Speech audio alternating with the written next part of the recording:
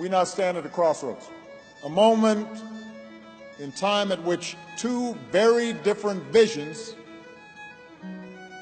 of humanity's future compete for the hearts and the minds of citizens around the world. Two different stories, two different narratives about who we are and who we should be.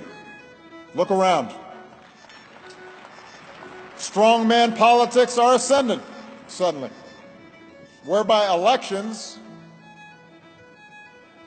and some pretense of democracy are maintained, the form of it, but those in power seek to undermine every institution or norm that gives democracy meaning.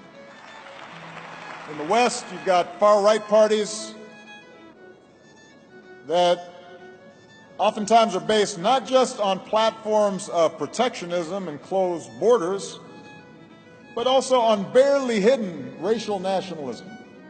Many developing countries now are looking at China's model of authoritarian control combined with mercantilist capitalism as preferable to the messiness of democracy. Who needs free speech as long as the economy is going good? The free press is under attack. Censorship and state control of media is on the rise. Social media, once seen as a mechanism to promote knowledge and understanding and solidarity, has proved to be just as effective promoting hatred and paranoia and propaganda and conspiracy theories. How should we respond? Should we see that wave of hope that we felt with Madiba's release from prison, from the Berlin Wall coming down? Should we see that hope that we had as naive and misguided? Should we understand the last 25 years of global integration as nothing more than a detour from the previous inevitable cycle of history where might makes right in politics is a hostile competition between tribes and races and religions, and nations compete in a zero-sum game, constantly teetering on the edge of conflict until full-blown war breaks out? Is that what we think? I believe we have no choice but to move forward. That those of us who believe in democracy and civil rights and a common humanity have a better story to tell. And I believe this not just based on sentiment. I believe it based on hard evidence.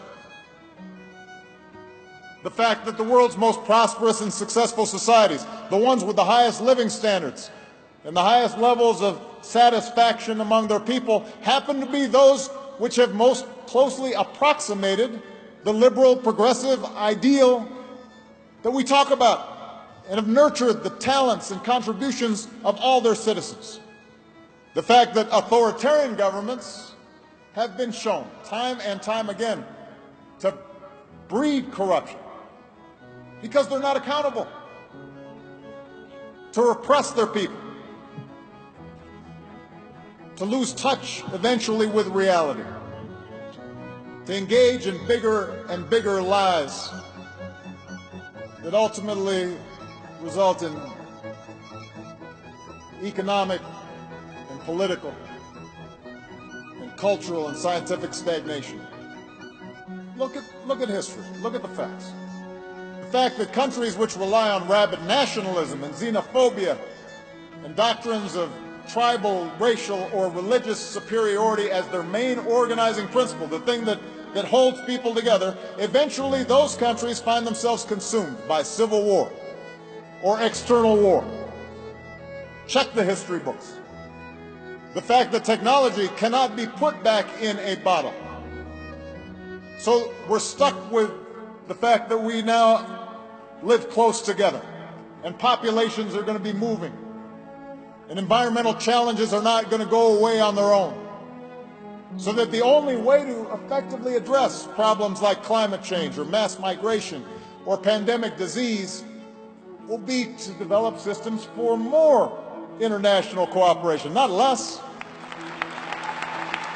We have a better story to tell.